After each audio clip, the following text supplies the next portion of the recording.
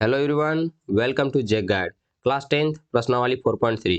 Class 10th प्रश्नावली 4.3 में आप लोगों को कुल मिलाकर 5 क्वेश्चन पढ़ने के लिए दिया हुआ है। मैं आपको इस वीडियो में पांचों क्वेश्चनों का कंप्लीट सॉल्यूशन करवा दूंगा। सिर्फ आप लोग को वीडियो को ध्यानपूर्वक देखना है और समझना है कि आप लोगों को क्वेश्चन का आंसर किस प्रकार से बनानी है। क्वेश्चन नंबर 1 को देखिए, क्या लिखा है कि निम्न द्विघात समीकरणों के मूलों की प्रकृति ज्ञात कीजिए। यदि मूलों का अस्तित्व हो तो उन्हें ज्ञात कीजिए। देखिए यहाँ पर बात कर रहा है मूलों का प्रकृति के बारे में, और दूसरी बात कर रहा है मूलों का अस्तित्व हो। यानी आप लोगों को सबसे पहले मूलों के अस्तित्व और मूलों का प्रकृति के बारे में सबसे पहले अच्छे तरह से जानकारी होनी चाहिए। आप जब ध्यान से देखेंगे तो आपको क्वेश्चन नंबर 2 में भी देखिए वही लिखा हुआ कि दो बराबर मूल हो। तो ये चीज मूलों का प्रकृति और मूल के बारे में जो बात कर रहा है, इस चीज को आप लोग को पार्टिकुलर तरीके से अच्छे से ध्यान में होना चाहिए कि ये चीज होती क्या चीज है। ओके, तो मैं आप लोग को स्लाइड के माध्यम से समझाता हूं कि आप किस प्रकार से इसे समझ सकते हैं। सबसे पहले आपका जो किताब है, वह किताब के लास्ट में जब आप जाएंगे, जो प्रश्नावली आपकी सब खत्म होने वाली रहेंगी, वहां पर आप जाने के बाद 4.5 का आपका लिखा होगा, जो नया किताब होगा उसमें लिखा होगा सारांश। ओके, अब जब सारांश में जाएंगे तो आप देखेंगे कि यहाँ पर 5 सारांश आपको लिखा हुआ है। पांचों सारांश में आप जो है वह 1, 2, 3 को आपने सारांश पढ़ लिए हैं। यानी आपका जो प्रश्नावली 1.1 और प्रश्नावली एक जो 4.2 सॉरी यानी 4.1 और 4.2 जो आपने पढ़े होंगे, उसमें आपने इसको कंप्लीट कर लिया है। अभी पार्टिकुलर तौर पर आप जो 4.3 को जो पढ़ेंगे, उसमें आप लोगों को 4 और जो 5 सारांश है वह आपका मुख्य रोल निभाने वाला है। जो चौथा सारांश है वह आपका फॉर्मूला है, द्विघात सूत्र का फॉर्मूला है, इसे आप लोग जरूर रट लेंगे। यही आपका सबसे इंपॉर्टेंट फॉर्मूला है इस चैप्टर का, और यह आपके एग्जाम के व्यू से भी बहुत ज्यादा इंपॉर्टेंट है, क्योंकि यहाँ से सवाल आप लोग को हमेशा पूछा जाता है। पांचवा नंबर सारांश आपका क्या चीज है कि यही तो मूलों की प्रकृति के बारे में बताता है। यानी आपका जो पांचवा है वह मूलों की प्रकृति के बारे में बताता है, और जो चौथा है वह द्विघाती सूत्र से आपको इसको सॉल्यूशन करेंगे पूरे क्वेश्चन को। ठीक है, तो ध्यान देंगे आप लोग। मूलों का प्रकृति हम लोग सारांश नंबर 5 को ही बोलते हैं। ठीक है, अब यहाँ पर 3 आपका जो देख रहे हैं आप लोग, 3 पॉइंट में लिखा हुआ है, तो 3 मूलों की प्रकृति होती है। ये आपका द्विघात सूत्र है, ये आप लोग द्विघात समीकरण है, सूत्र नहीं द्विघात समीकरण है। यह समीकरण आप लोग को हमेशा से ध्यान में होना चाहिए। और आप इसे एक चीज ध्यान में रखेंगे, जिसको हम लोग इंग्लिश में बोलते हैं डिस्क्रिमिनेशन और हिंदी में बोलते हैं विविक्त कर। ओके, ये चीज आप लोग का ये फॉर्मूला होता है B² माइनस 4AC। आप हमेशा से जो सारांश जो प्रकृति नंबर है ना, जो मूलों का प्रकृति है, उसमें जो फर्स्ट सेकेंड और थर्ड में देखेंगे कि आपका लिखा हुआ है B² माइनस 4AC। फिर इसमें भी देखिए लिखा हुआ है B² माइनस 4AC, इसमें भी लिखा है B² माइनस 4AC। उसी का फॉर्मूला होता है जिसे हम लोग यहाँ पर D बराबर B² माइनस 4AC लिख सकते हैं। यह भी आपको हमेशा से ध्यान में होना चाहिए। अब सबसे पहले हम लोग को फर्स्ट नंबर प्रकृति को समझते हैं। क्या लिखा है कि दो भिन्न वास्तविक मूल होते हैं। ओके, जब दो भिन्न वास्तविक मूल होते हैं तो B² माइनस 4AC जो ग्रेटर होता है वह 0 का ग्रेटर होता है। उसी चीज को साधारण रूप से मैंने यहाँ पर लिख दिया हुआ हूँ कि यदि D का मान धनात्मक या शून्य से बड़ा हो तो मूलों का प्रकृति अस्तित्व में होगा। यानी मूलों का प्रकृति तब होगा अस्तित्व में, और दो अलग अलग इनका मान निकलेगा। सपोज दैट मैं एक एग्जांपल के तौर पर एक आप लोग को द्विघात समीकरण एक लिख देता हूँ, जैसे x² प्लस का 2x प्लस का मैं यहाँ पर दे देता हूँ 3 बराबर का 0 दे देता हूँ। अब क्या है कि इसका मान, जैसे कि अगर आप d का मान निकाले तो d का मान अगर आपको आ जाता है 1, 2, 3, 4, 5, 6, 7, इस तरह से, मतलब एक्सेट्रा एक्सेट्रा, आप समझ सकते हैं कि जितनी बड़ी संख्या आ जाएगी लेकिन सब धनात्मक होनी चाहिए। तो जो डी जो मूलों का जो प्रकृति जो होगा वह अस्तित्व में होगा, और जो एक्स का मान जो आप निकालेंगे वह क्या होगा कि इनके दो अलग अलग मान निकलेंगे। सपोज दैट मैं मान लेता हूं कि आपको यहाँ पर अगर मान के चलिए एक 5 निकला, दूसरा क्या होगा 6 होगा, एक्सेट्रा 7 होगा, 8 होगा, जो भी हो सकता है वो सब इसमें मान निकल जाएंगे। ओके, इसको समझ गए होंगे। अब दूसरा नंबर देखिए, लिखा दो बराबर मूल अर्थात संपाती वास्तविक मूल होते हैं यदि B² minus 4AC equal to 0 होता है। कहने का मतलब है कि D का मान अगर शून्य आ जाए, बराबर आ जाए, तो मूलों का अस्तित्व तो होगा। लेकिन इसमें एक खास बात क्या होगी कि दोनों मूलों का जो मान जो होगा वह समान होगा, एक ही होगा। जैसे कि मैं x² प्लस 2x प्लस 3 बराबर 0 लिखा हुआ था, तो अब ये जो x का जो मान आएगा वह दोनों ही सेम आएगा। अगर इसमें 2 आया तो इसका भी 2 आ जाएगा, अगर मान के चलिए 3 आया तो इसमें भी 3 आ जाएगा। ओके, समझ गए होंगे यहाँ तक। और एक बात ध्यान रखेंगे, इसका जो द्विघात सूत्र होता है एक अलग ही इसका दिया हुआ रहता है किताब में, एनसीईआरटी किताब में आपका ऑलरेडी दिया हुआ है। ठीक है, आप समझ सकते हैं, आप अपना किताब में जब जाएंगे तो आपको जरूर मिल जाएगा। क्या लिखा रहता है, माइनस बी बटे का 2a रहता है, और माइनस बी बटे का 2a, इसका इस फॉर्मूले को हम लोग यूज कर सकते हैं। आप चाहें तो इस फॉर्मूले को यूज कर सकते हैं, नहीं तो आपका जो द्विघात सूत्र है उस सूत्र से तो बना ही सकते हैं पूरा क्वेश्चन को। ठीक है, समझ गए होंगे यहाँ तक। अब देखिए नेक्स्ट आपका जो पॉइंट था, कोई वास्तविक मूल्य नहीं होते हैं यदि बी स्क्वायर माइनस 4ac जो है लेस होगा 0 से, यानी डी का मान अगर 0 से छोटा या ऋणात्मक आए। वही कहने का बात है कि ऋणात्मक में अगर आ जाता है तो मूल्यों का अस्तित्व होगा ही नहीं, तो इसका कोई भी सोल्यूशन होगा नहीं। ठीक है, आपको समझ गए होंगे। अगर आप लोग को समझने में अच्छा लग रहा है तो वीडियो को लाइक कर दीजिए और अपने दोस्तों में जरूर शेयर कीजिएगा। ठीक है, चलिए अब आपको इसको मैंने अच्छे से एक जगह पर लिख दिया हुआ हूँ, इसे आप लोग स्क्रीनशॉट करके जरूर रख लेंगे और अपने कॉपी में जरूर लिख लेंगे। देखिए यहाँ पर नागी हो गया, इसे अब नहीं लिख देंगे। ठीक है, गड़बड़ है थोड़ा सा। चलिए, ये द्विघात सूत्र है, द्विघात सूत्र को आप लोग जरूर ध्यान में रखेंगे। अब क्वेश्चन को समझते हैं हम लोग। क्या लिखा है कि निम्न द्विघात समीकरणों के मूलों की प्रकृति। ठीक है, मूलों की प्रकृति समझा दिया, मूलों का अस्तित्व कौन होगा कि नहीं होगा इसके बारे में भी मैंने समझा दिया। तो अब चलिए क्वेश्चन आंसर हम लोग बनाते हैं। क्या लिखा हुआ है कि आपका लिखा है 2x² माइनस का 3x प्लस 5 इजिकल टू 0 दिया हुआ है। तो आप लोग इसको लिखिएगा, एक पॉइंट आपको हमेशा से लिखना है, दिया गया समीकरण, दिया गया समीकरण जो है वह ax² plus bx plus c बराबर 0 के प्रकार का है, के प्रकार का है। देखिए दोस्तों, ये चीज आप लोग जब लिखिएगा ना तो जो एग्जामिनर जो कॉपी चेक करेंगे वो एक नंबर भी आपको नहीं काटेंगे। मैंने देखा है कि बहुत सारे यूट्यूबर्स क्या करते हैं, इस चीज को छोड़ देते हैं। यूट्यूबर्स नहीं, टीचर है, मैं मिस्टेक से बोल गया यूट्यूबर्स, वो टीचर्स हैं, अच्छे अच्छे टीचर्स हैं, लेकिन इस पॉइंट को लिखने के लिए वो सब मिस्टेक कर देते हैं। तो आप लोग मिस्टेक्स नहीं करेंगे, भले ही नंबर मिल जाता है, लेकिन आप लोग इसको ऐसा ना करें कि आप इसको पूरा दरकिनार कर रहे हैं, ये चीज लिखे ही नहीं, इसको जरूर लिखिएगा आप लोग। अब इसीलिए यहाँ पर समझिए कि आपका जो ए का मान जो आएगा वह 2 हो जाएगा, क्योंकि समझिए आपको ax² लिखा है तो x² का जो कोएफिशिएंट में a है और इसके समीकरण में देखिए तो इसका कोएफिशिएंट में 2 है, इसीलिए मैंने यहाँ पर 2 लिखा हुआ हूँ। ओके, अब देखिए bx लिखा हुआ है, यहाँ पर भी लिखा हुआ है, तो आप समझिए कि x का जो कोएफिशिएंट है यहाँ b है, तो और इसमें जो x का कोएफिशिएंट है वो -3 है, तो आप यहाँ पर क्या करेंगे दोस्त, -3 लिख देंगे और c बराबर यहाँ पर 5 है तो आप इसे 5 लिख देंगे। तो अब यहाँ पर हम लोग का डी का मान निकल जाएगा। डी बराबर हम लोग क्या लिखते हैं, b² माइनस का 4ac। ओके, तो -3 का होल स्क्वायर कर देंगे, माइनस का 4a बराबर हो जाएगा 2 और c बराबर हो जाएगा 5। ओके, तो 3 तिया 9 हो जाएगा, माइनस का 4 दूना 8, 8 पचे 40, तो यहाँ हो जाएगा 40। अब जब घटा देंगे तो आ जाएगा माइनस का 31। अब क्या देख रहे हैं कि जो डी का जो मान आया है वह ऋणात्मक आ गया। तो मूलों की प्रकृति में हम लोग क्या पढ़े थे, जिसका जो ऋणात्मक यानी डी का मान ऋणात्मक आए तो आप यहाँ पर लिखिए, चूंकि डी का मान ऋणात्मक है, ऋणात्मक है, इसलिए मूलों का अस्तित्व नहीं है, मूलों का अस्तित्व नहीं है, अतः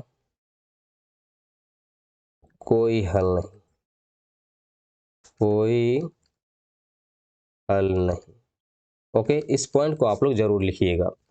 नेक्स्ट क्वेश्चन चलते हैं। क्वेश्चन नंबर आपका यहाँ पर जो लिखा हुआ है इसे समझिए। आपको जो पॉइंट मैंने यहाँ पर लिखने के लिए लिखाया हुआ हूँ, ये चीज आप लोग कभी नहीं भूलेंगे। ये हर क्वेश्चन में आप लोग को पॉइंट लिख देना है, यानी आपको लिखना है कि दिया गया समीकरण जो है, दिया गया समीकरण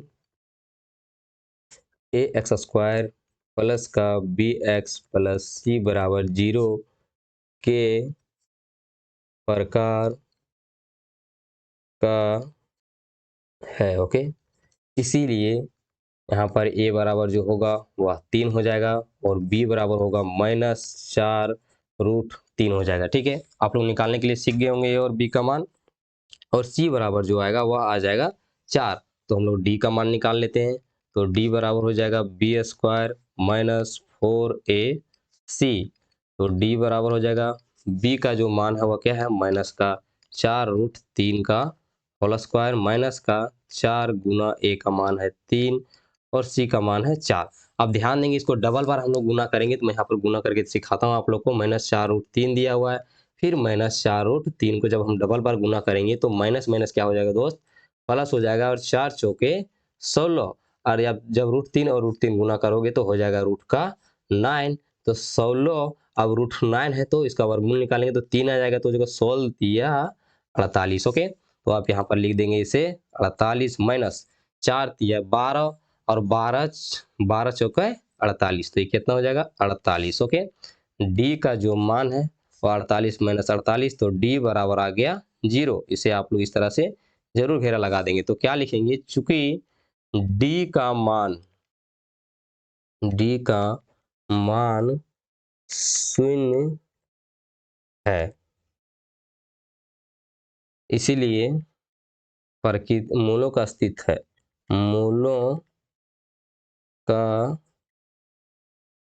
अस्तित्व है, अतः दो बराबर, या यहाँ लिखेंगे समान हल होंगे। ओके, मैंने आपको एक बताया हुआ था, एक सिंपल जो इसका खुद का है, यानी एक इसमें ही सिर्फ काम करेगा, वो फॉर्मूले मैंने बताया था। तो यहाँ पर आप सिर्फ लिख दीजिए द्विघात सूत्र। ओके, जो इसका है अपना, जो आप ध्यान में रखेंगे क्या है इसका, तो माइनस बी बटे का 2a है और माइनस बी बटे का 2a है। जिसका d का मान शून्य होगा उसमें सिर्फ आप इस फॉर्मूले को प्रयोग करेंगे, और मैं दूसरा वाला जो जिस तरह से बनाते हैं मैं उसको भी बता दूंगा अभी, ठीक है। तो माइनस बी आपका क्या होगा, तो माइनस यहाँ पर है ऑलरेडी, और माइनस बी का मान क्या है दोस्त, यहाँ पर है माइनस का 4 और रूट का 3 है, और 2 गुने a का मान कितना है, तो 3 है, तो यहाँ पर आप 3 दे देंगे, ठीक है। अब फिर माइनस, अब वही चीज़ है तो उसी चीज़ को लिख दो, क्योंकि इसके दो समान मान निकलेंगे, यानी एक ही मान होगा इसका, ठीक है। अब देखिए क्या होगा, माइनस माइनस प्लस का तो 4√3 हो जाएगा, और 2 तिया 6 हो जाएगी, और फिर इसमें भी 4√3 बटे का 6 हो जाएगा। 2 से भागा लगाइए तो 2 दूना 4 और 2 तिया का 6, फिर 2 दूना 4, 2 तिया का 6, अब 2√3 बटे का 3, फिर 2√3 बटे का 3। ओके, इसके दोनों आंसर आ गए। अगर मान के चलिए मैं इसका जो ओरिजिनल है, जो द्विघात सूत्र है, मैं उसमें बैठा दूं तो उसका भी मान सेम ही आ जाएगा। आप ये भी जो इसको बनाए वहां पर आप इस तरह से और लिख देंगे, और आप जरूर बनाएंगे, आपको जो मेथड अच्छा लगेगा आप उस तरह से इसको प्रयोग कर सकते हैं। लेकिन मैं आपको बोलूंगा कि एनसीईआरटी तो भैया इस तरह से बनाता है, तो आप जरूर इसी तरह से बनाएंगे, क्योंकि एग्जाम्पल का सवाल देखें तो एग्जाम्पल का सवाल एज इट इज इस प्रकार से बनाया हुआ है, तो आप लोग ध्यान देंगे कि इसी प्रकार से जरूर बनाएंगे, तभी आप लोग को नंबर जल्दी कटने का कोई चांस नहीं रखता है। अब एक द्विघात सूत्र जो मेन इसका द्विघात सूत्र है उसमें बैठा दीजिए। द्विघात सूत्र किस प्रकार से है, मैंने आप लोग को बोला था, आप लोग जरूर ध्यान में रखेंगे। तो क्या था, x बराबर था minus B plus minus root under B square minus 4ac बटे का 2a, इसका फॉर्मूला है, ठीक है। तो माइनस, अब b का मान क्या था, -4√3, और प्लस माइनस, अब जानिए इसको बी स्क्वायर माइनस 4ac का मान कितना आ चुका है, 0 आ चुका है, यहाँ पर 0 दे दीजिए, माइनस का 2, अब ये का मान क्या था 3। देखिए वही चीज आ जाती है ना, तो माइनस माइनस प्लस, तो 4√3 हो गया बटे का 6 हो गया। अब देखिए ये क्या है कि प्लस माइनस में 0 निकलेगा यहाँ, ठीक है। तो 2 तिया फिर 2 दूना क्या आया, 2√3 बटे का 3, लेकिन यहाँ पर क्या है प्लस माइनस 0, एक बार हम प्लस का 0 ले लेंगे और एक बार माइनस का 0 ले लेंगे, ठीक है। यानी मैंने यहाँ प्लस का 0 ले लिया, आप इधर हम लोग ले लेते हैं माइनस का 0।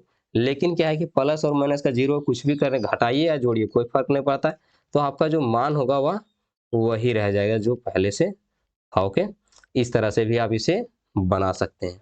जरूर इस बात को आप लोग ध्यान में रखेंगे, और इस तरह से आंसर को आप लोग घेरा में बंद कर देंगे, ठीक है। नेक्स्ट सवाल पे चलिए। नेक्स्ट सवाल आपका बहुत ज़्यादा इंपॉर्टेंट है, इसलिए आप इसे जरूर ध्यान में रखेंगे कि आपका दिया, इसे लिखना है, इस स्टेटमेंट को हमेशा से लिखना है आप लोग, कि लिखिए यहाँ पर दिया गया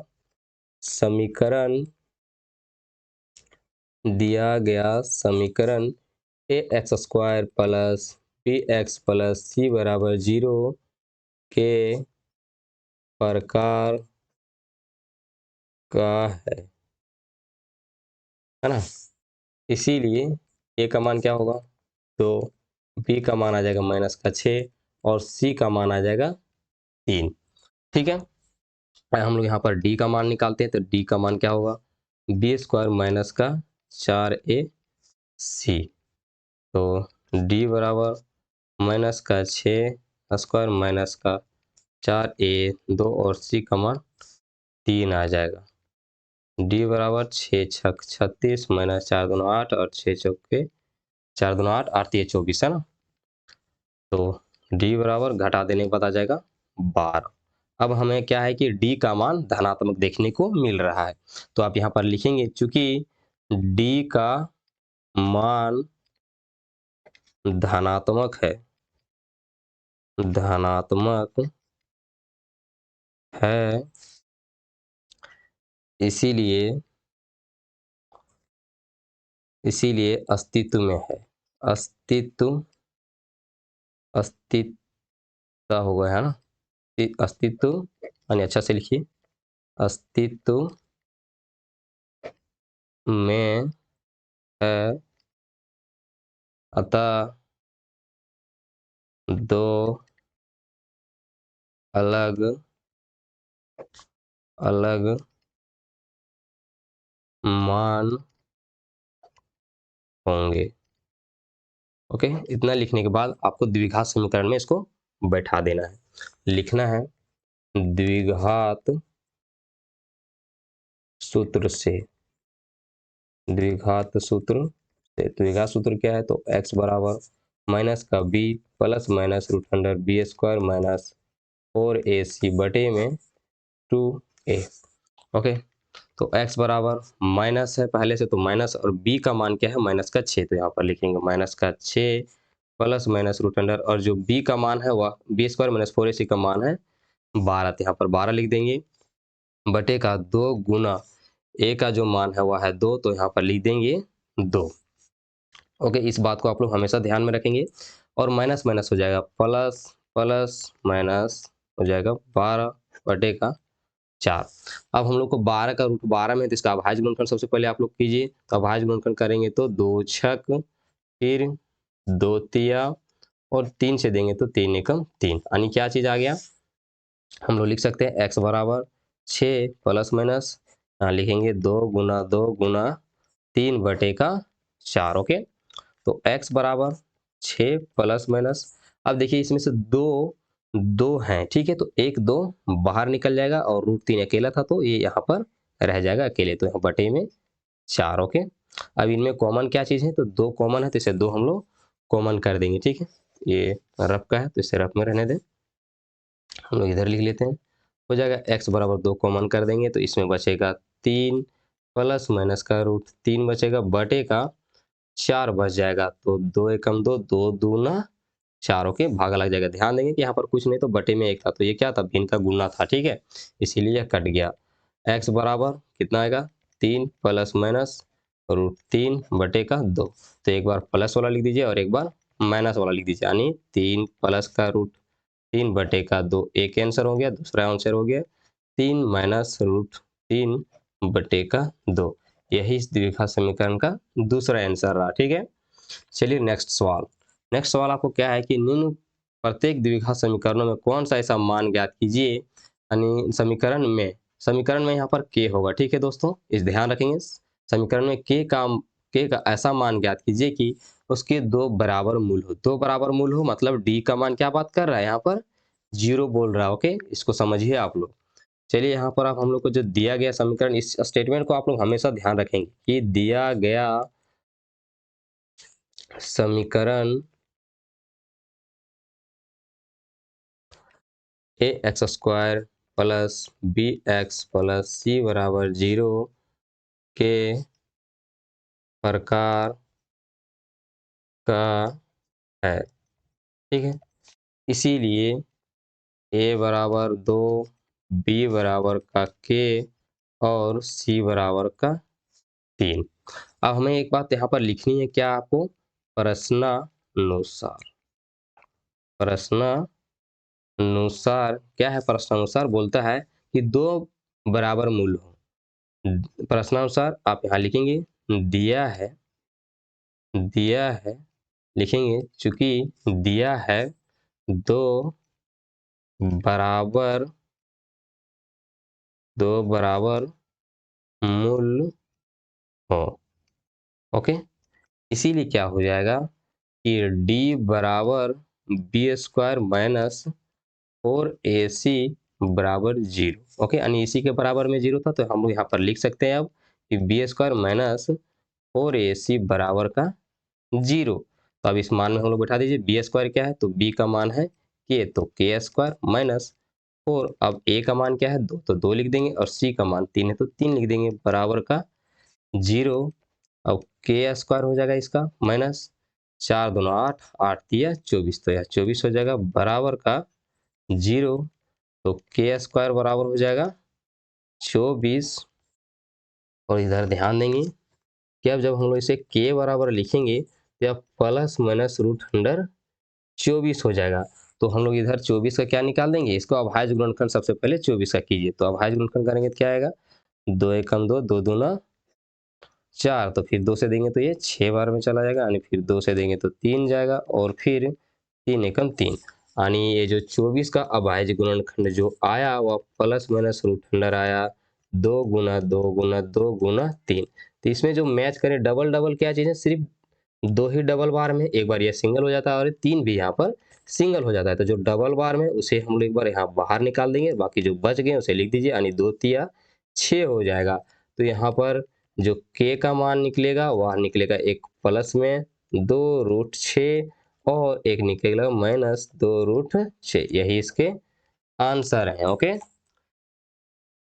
चलिए दोस्तों, इसका अगला सवाल आपका देख रहे हैं यहाँ पर लिखा हुआ है। तो एक समीकरण थोड़ा सा यहाँ पर इसको गुना करनी है, ठीक है। तो गुना करेंगे तो क्या होगा, के एक्स स्क्वायर हो जाएगा माइनस का 2 के एक्स प्लस का 6 बराबर का जीरो हो जाएगा। फिर यहाँ पर आप इसे लिखिए कि दिया गया समीकरण, दिया गया समीकरण जो है वह ए x square plus B x plus सी बराबर जीरो के प्रकार का है।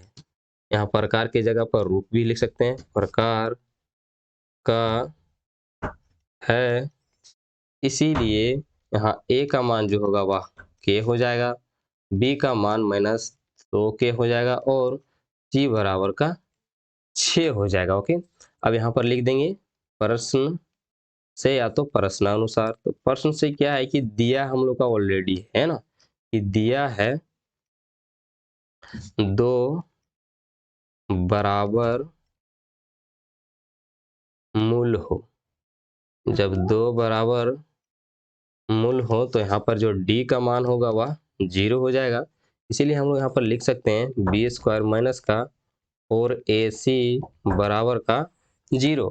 तो बी स्क्वायर यानी यहाँ पर कर देंगे हम लोग माइनस 2 के का होल स्क्वायर माइनस का 4, ए का मान के है तो के लिख देंगे, और सी का मान है 6 तो 6 बराबर का 0। क्या हो जाएगा, तो ये हो जाएगा, देखिए माइनस का 2 के है, और फिर आप माइनस का 2 के को गुना करेंगे, ध्यान देंगे कि माइनस माइनस प्लस हो जाएगा, 4 के स्क्वायर हो जाएगा, ठीक है। तो यह हो जाएगा 4 के स्क्वायर माइनस 4 छक 24 के बराबर का 0। तो यहाँ पर ध्यान देंगे आपका 4 के कॉमन हो जाएगा, तो 4 के कॉमन लेंगे तो यहाँ पर बचेगा के माइनस का 6 बराबर का 0। ओके, तो अब आपका यहाँ पर एक बार अगर हम 4 के बराबर 0 ले लेते हैं तो के का मान क्या आ जाएगा, तो 0 बटे का जब आप 4 करेंगे तो भागा लगाएंगे तो 0 आ जाएगा, यानी के बराबर 0। ओके, अब दूसरा आप ध्यान दें कि आप अगर के बराबर माइनस 6 बराबर 0 ले लेते हैं तो के, अब देखिए यहाँ माइनस में था तो इधर जाके क्या हो जाएगा, प्लस का 6 हो जाएगा, ठीक है। तो के मान क्या आ गए, 0 आ गया और एक 6 आ गया। इसे भी आप इस तरह से बंद कर देंगे तो आपके लिए बहुत ही ज़्यादा बेनिफिट होंगे। ओके, वीडियो अगर पसंद आ रहा है तो लाइक करें, अपने दोस्तों में ज़रूर शेयर करें। ओके, चलिए देखिए तीसरा सवाल क्या है कि क्या एक ऐसी आम की बगिया बनाना संभव है जिसकी लंबाई जो है चौड़ाई से दुगुनी हो और उसका क्षेत्रफल 800 मीटर स्क्वायर हो, यदि है तो उसकी लंबाई और चौड़ाई ज्ञात कीजिए। तो सबसे पहले आप लोग ध्यान देंगे कि जब भी क्वेश्चन बनाए तो स्टेटमेंट जो लिखा होगा उस पर आप लोग को मेन फोकस होनी चाहिए, ठीक है दोस्तों। यह आप लोग को स्वावलंबी जरूर बना देगा इस तरह से, अगर आप ध्यान रखेंगे क्वेश्चन बार बार पढ़ना आप लोग को। क्या लिखा है कि जिसकी लंबाई जो है चौड़ाई से दुगुनी हो, तो जो चौड़ाई है वह लंबाई से क्या है, दोगुनी कम है, यानी यहाँ पर पूरा लंबाई चौड़ाई से दोगुनी है, तो मानना किसको है आप लोग को? चौड़ाई को मानना है, ठीक है। तो लिखिए माना कि चौड़ाई बराबर x, ठीक है। अब प्रश्न से, अब प्रश्न क्या बोला है? प्रश्न से, प्रश्न क्या बोला? जो लंबाई है वह चौड़ाई से दो गुनी है, तो अब प्रश्न से लंबाई बराबर जो है वह 2x हो जाएगा, क्योंकि ये चौड़ाई का दो गुना है। आगे बोलता है उसका क्षेत्रफल 800 मीटर स्क्वायर है, तो यहाँ पर लिखेंगे अब बगिया, जिस आयताकार बगिया लिखिएगा, ठीक है। आयताकार बगिया का क्षेत्रफल, का क्षेत्रफल बराबर हो दिया हुआ है 800 मीटर स्क्वायर। अब बोलिएगा आप लोग कि आयताकार ही क्यों लिखे? क्योंकि देखिए यहाँ पर लंबाई और चौड़ाई की बात किया गया हुआ था, तो लंबाई और चौड़ाई किसमें होता है? आयत में ही होता है, इसीलिए मैंने यहाँ पर आयताकार बगिया का क्षेत्रफल लिख दिया। ओके, अब बगिया का क्षेत्रफल क्या होगा? तो यह हो जाएगा लंबाई गुने में हो जाएगा चौड़ाई। ओके, तो बराबर क्या होगा? 800 मीटर स्क्वायर। अब ये सब सब मीटर में माने हुए हैं, ये चीज आप लोग को हमेशा से ध्यान में रखना होगा। तो ये क्या हो जाएगा? x 2x है, लंबाई 2x है और चौड़ाई है x, तो बराबर 800। ओके, इसे गुना कर दीजिए, क्या हो गया? 2x स्क्वायर बराबर का 800। अब इसे हम लोग बैठा दीजिए, एक्स स्क्वायर बराबर का हो जाएगा 800 बटे का 2, भागा लगा देंगे तो आ जाएगा 400। ओके, यानी x बराबर 400। अब हम लोग यहाँ पर x बराबर कर देंगे तो प्लस माइनस रूट अंडर 400 हो जाएगा, और 400 किसका स्क्वायर है? तो 20 का है, तो आप प्लस माइनस 20 लिख देंगे। तो x के दो मान आ गए, एक आ गया प्लस का 20, दूसरा जो आ गया वह x बराबर माइनस का 20 आ गया, जिसे आप लिख देंगे अमान्य, चूंकि ऋणात्मक संख्याएं जो होती है वह स्वीकार नहीं की जा सकती हैं। ठीक है, ऐसा आप लोग लिख सकते हैं, अमान्य या तो ऋणात्मक संख्याएं अस्वीकार की जाती हैं। ठीक है, समझ गए आप लोग? तो लंबाई चौड़ाई बराबर कितना आ गया? 20 मीटर। ठीक है, अब लिखेंगे अतः जो लंबाई लिखा गया यहाँ पर दोस्तों, सबसे पहले चलो लंबाई लिखा गया तो लंबाई ही लिख देते हैं यहाँ पर 2x, और यहाँ पर चौड़ाई बराबर का था हम लोग का x, तो x बराबर हम लोग को 20 है, तो 20 मीटर लेते हैं, और चौड़ाई क्या हो जाएगा? 2 इंटू 20, तो यह हो जाएगा 40 मीटर। ओके, यानी आपका 40 और 20 चाहिए आपका आंसर, नहीं तो आप इससे करा के यहीं पर आंसर लिख। क्वेश्चन नंबर 4, क्या निम्न स्थिति संभव है? यदि है तो उनकी वर्तमान आयु ज्ञात कीजिए। दो मित्रों की आयु का योग 20 वर्ष है, 4 वर्ष पूर्व उनकी आयु वर्षों में का गुणनफल 48 था।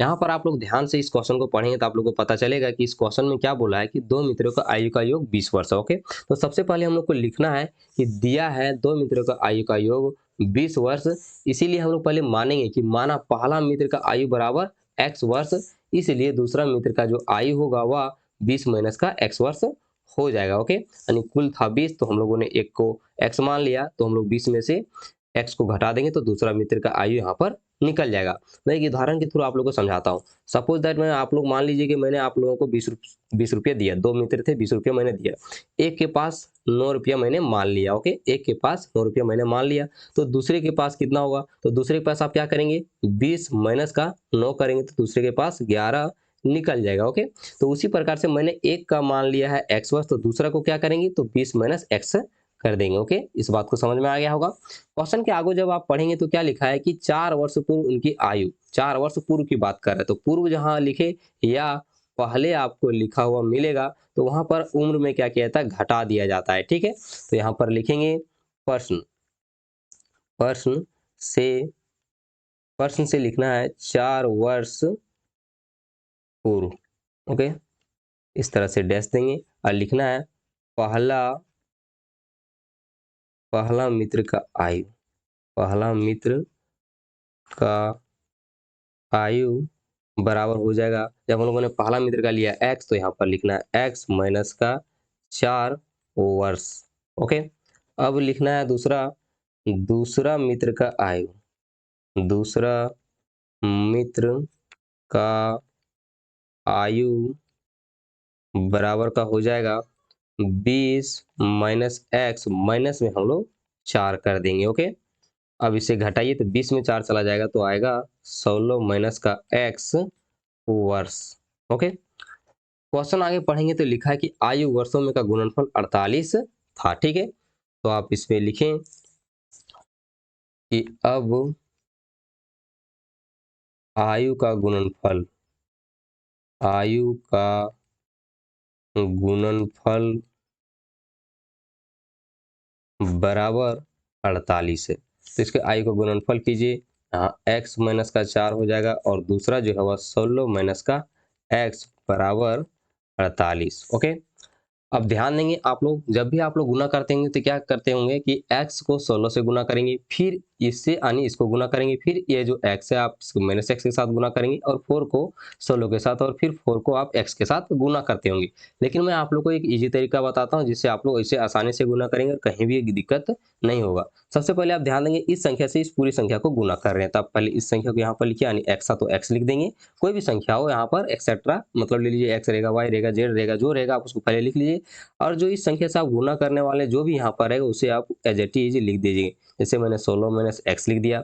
अब देखिए यहाँ पर माइनस का 4 है तो आप इसे माइनस का 4 लिख लेंगे, और यहाँ पर आ जाएगा फिर से 16 माइनस का एक्स, चूंकि इस पूरे संख्या से इसे गुना करनी थी। ओके, तो बराबर का 48 हो जाएगा। अब x को 16 से गुना करेंगे तो आ जाएगा 16x, और x को माइनस एक्स के साथ गुना करेंगे तो माइनस का एक्स स्क्वायर होगा, चूंकि यहाँ पर प्लस है और प्लस माइनस माइनस होता है। ओके, अब माइनस यहाँ पर कुछ नहीं तो प्लस है, और 16 को 4 से गुना करेंगे तो आ जाएगा 64, फिर माइनस माइनस प्लस, प्लस का 4x हो जाएगा बराबर का 48। अब ध्यान देंगे यहाँ पर माइनस का एक्स स्क्वायर है तो इसे माइनस का एक्स स्क्वायर कर दीजिए, 16 और 4 जोड़ेंगे तो प्लस का 20x हो जाएगा, और माइनस का 64 बराबर का 48। ओके, अब देखिए यहाँ पर एक्स स्क्वायर माइनस में है तो इसे प्लस में करने के लिए हम लोग बराबर के इस तरफ लेके जाएंगे, यानी 48 की तरफ लेके जाएंगे। तो सबसे पहले लिखिए आप 48, और इधर माइनस में था तो इस तरफ जाके प्लस का हो जाएगा, ये प्लस में था तो बराबर के उस तरफ जाके माइनस, अरे माइनस में था तो इस तरफ आके प्लस हो जाएगा, बराबर का 0 हो जाएगा। ओके, तो यहाँ पर अब आ गया एक्स स्क्वायर और माइनस का 20x प्लस का 112 बराबर का 0। अब यहाँ पर इसे जब आप कंपैरिजन करेंगे तो क्या निकलेगा, यहाँ पर a बराबर निकलेगा 1, चूंकि किसी के कोएफिशिएंट में कुछ रहता चाहे नहीं लेकिन 1 जरूर रहता है। यहाँ पर b बराबर आ जाएगा माइनस का 20, और c बराबर आ जाएगा 112। ओके, तो आप निकालेंगे d बराबर बी स्क्वायर माइनस का 4ac। ओके, तो बी स्क्वायर यानी माइनस के 20 का होल स्क्वायर माइनस 4 गुना में a का मान 1 है और c का मान 112। अब माइनस 20 को आप 2 बार गुना करेंगे तो आ जाएगा प्लस का 400, और 4 को 112 से गुना करेंगे तो आ जाएगा 448। देखिए प्लस माइनस माइनस घट जाएगा तो माइनस का 48 आएगा। ओके, क्योंकि बड़ी संख्या माइनस में थी तो यह माइनस में आ जाएगा।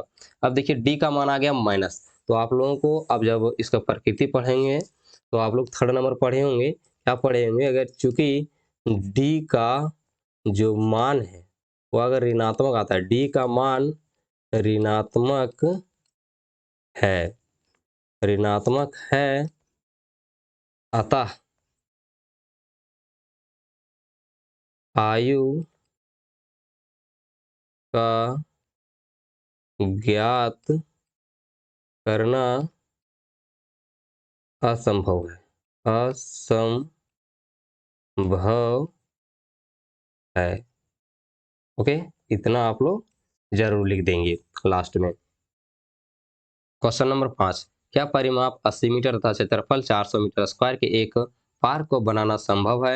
यदि है तो उसकी लंबाई और चौड़ाई ज्ञात कीजिए। हम लोग को क्वेश्चन में जो दिया गया है वह आयत का परिमाप दिया गया हुआ है, यानी पार्क का परिमाप हम लोग समझ सकते हैं इसको, और पार्क का क्षेत्रफल बराबर हम लोग को दिया हुआ है 400 मीटर स्क्वायर। तो सबसे पहले लिख देंगे कि दिया है पार्क का परिमाप बराबर 80 मीटर एवं पार्क का क्षेत्रफल बराबर 400 मीटर स्क्वायर। अब ध्यान देंगे कि यहाँ पर इसको बोला है तो इसकी लंबाई और चौड़ाई ज्ञात करनी। तो सबसे पहले आप ध्यान देंगे इनमें से किसी एक को मान लेना, यानी आपको लंबाई आप मान लीजिए या तो आपको चौड़ाई मान ले ली है। तो मैं यहाँ पर मान लेता हूँ लंबाई को। ओके, तो आप लिखेंगे माना लंबाई लंबाई बराबर मैं ले लेता हूँ x मीटर ले लेता हूँ। ओके, तो अब हम लोग प्रश्न से इसे बैठा देनी है यानी लिखना है। सबसे पहले प्रश्न से लिखेंगे तो हमें पार्क का परिमाप लिखना है। पार्क का परिमाप, अब पार्क का परिमाप बराबर हम लोग लिखेंगे यहाँ पर 80 मीटर, तो इसे 80 मीटर लिख दीजिए। और आप जानिए, आप पार्क का परिमाप लिखे या तो आयत का परिमाप, तो क्या होता है इसके 2 इंटू लंबाई प्लस चौड़ाई, ब्रैकेट बंद करेंगे, बराबर का 80। ओके, तो आप देखिए ये गुना में, तो इसमें इधर जाके भागा हो जाएगा, तो क्या होगा लंबाई प्लस का चौड़ाई बराबर 80 बटे का 2, तो इसे भागा लगा देंगे तो आ जाएगा 40। ओके, यानी लंबाई प्लस चौड़ाई बराबर का आ गया 40। अब हम लोग लंबाई जो है वह मान ली है x मीटर, तो आप यहाँ पर लिखेंगे इसे x मीटर प्लस का चौड़ाई। ओके, चौड़ाई बराबर 40, तो अब हमें इसमें निकल जाएगा चौड़ाई बराबर निकल जाएगा हम लोग का चौड़ाई बराबर 40, यहाँ पर प्लस में था इधर, तो इधर जाके माइनस का हो जाएगा, इसे माइनस लिख देंगे और इसे इस तरह से आप लोग बंद कर देंगे। ठीक है, अब यहाँ पर देखिए हम लोग आप बैठाए हुए थे पार्क का परिमाप में, अब हमें यहाँ पर बैठाना पार्क का क्षेत्रफल में। ओके, तो यहाँ पर लिख दें पार्क का क्षेत्रफल। पार्क का क्षेत्रफल क्या हो जाएगा, यानी आप पार्क का क्षेत्रफल यहाँ पर लिख रहे हैं, लेकिन आप समझिए कि आयत का क्षेत्रफल लिख रहे हैं, तो क्या होता है लंबाई गुने का चौड़ाई। ओके, लंबाई गुने चौड़ाई लिखेंगे तो पार्क का क्षेत्रफल बराबर दिया हुआ है 400, तो इसे 400 लिख देंगे, बराबर लंबाई बराबर x मान है तो x लिखेंगे, और चौड़ाई बराबर आया हुआ है 40 माइनस का x। ओके, तो 400 बराबर आप इसे गुना करेंगे, जब x को 40 से गुना करेंगे तो आ जाएगा 40x, और यहाँ पर कुछ नहीं तो प्लस है, तो प्लस माइनस माइनस, तो यहाँ पर माइनस का एक्स स्क्वायर होगा। देखिए एक्स स्क्वायर इधर माइनस में, तो इस तरफ करेंगे हम लोग ताकि यह प्लस में आ जाए, तो 400 ये देखिए प्लस में, इस तरफ आके माइनस में हो जाएगा, और ये माइनस में, तो इस तरफ आके प्लस में हो जाएगा, बराबर का 0।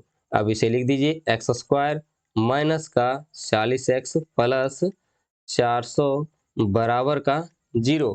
अब यह जो समीकरण आपको दिख रहा है वह कैसा दिख रहा है, a x square plus B x plus सी बराबर 0 के प्रकार का दिख रहा है। ओके, तो यहाँ पर आप लिख सकते हैं इसे उपर्युक्त। ओके, उपर्युक्त समीकरण, उपर्युक्त समीकरण जो है वह ए x square plus B x plus सी बराबर 0 के प्रकार का है, के प्रकार का है, प्रकार का है। ओके, इसीलिए ए बराबर हो जाएगा 1, बी बराबर का हो जाएगा माइनस का 40 और सी बराबर हो जाएगा 400। ओके, जो लोग अभी तक नहीं सीखे होंगे ध्यान देंगे कि जो ए का जो एक्स का कोफिशिएंट जो ए है, इसीलिए यहाँ पर इसका कोफिशिएंट 1 में था, इसलिए 1 दिए। यहाँ पर बी एक्स है, बी का कोफिशिएंट -40 है यहाँ पर, तो देखिए यहाँ पर -40 दिए, और सी बराबर 400 लिख दिए। ठीक है, अब हमें डी का मान निकालना है, तो डी का मान निकालेंगे अब हम लोग।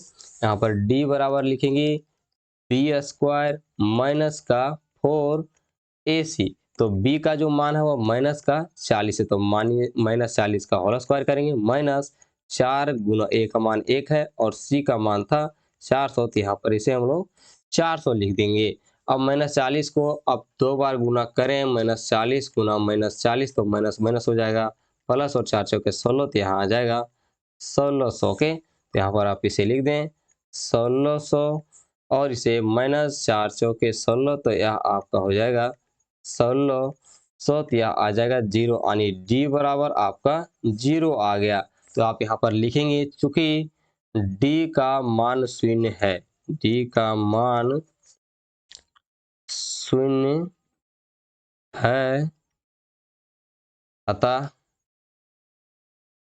दो समान मान निकलेंगे, यानी दो बराबर बराबर मान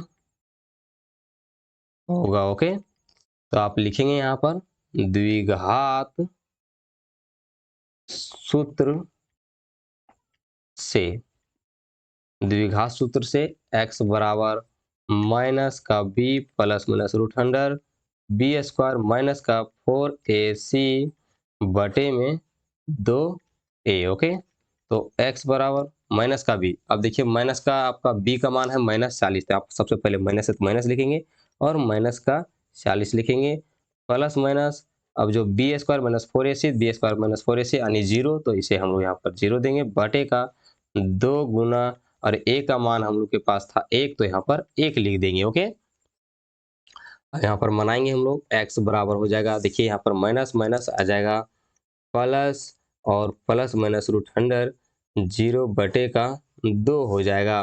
तो x बराबर 40, और ये देखिए रूट अंडर में 0 है तो यहाँ प्लस माइनस 0 हो जाएगा, बटे का 2 हो जाएगा। ओके, तो x बराबर क्या लिख सकते हैं हम लोग, 40 प्लस का एक बार 0 लिखेंगे और एक बार माइनस का 0 लिखेंगे, बटे में 2 दे देंगे, तो x बराबर ये रह जाएगा 40 बटे 2, तो एक कट जाएगा तो आ जाएगा 20, यानी x बराबर 20 आ गया। और यहाँ पर भी देखिए जब ये घटेगा तो कितना होगा, 40, यानी यहाँ पर 40 बटे का 2 आएगा, तो इसे भागा लगाएंगे तो 20 आ जाएगा, यानी यह भी 20 आ गया। ओके, अब हम लोग जो माने थे वह क्या माने थे, यानी अतः जो लंबाई थी उसे हम लोगों ने माना था x मीटर, यानी लंबाई बराबर x मीटर, तो यहाँ पर ये हो जाएगा 20 मीटर। ओके, और जो चौड़ाई थी, चौड़ाई बराबर हम लोग का आया हुआ था 40 माइनस का x, तो यहाँ पर 40 माइनस का 20 करेंगे तो बराबर का आ जाएगा 20 मीटर, यानी दोनों बराबर आ गए। ओके, अगर वीडियो आप लोग को पसंद आया तो वीडियो को लाइक करें, चैनल को सब्सक्राइब करें, और सबसे खास बात अपने मित्रों में जरूर शेयर करें। जय हिंद, जय भारत।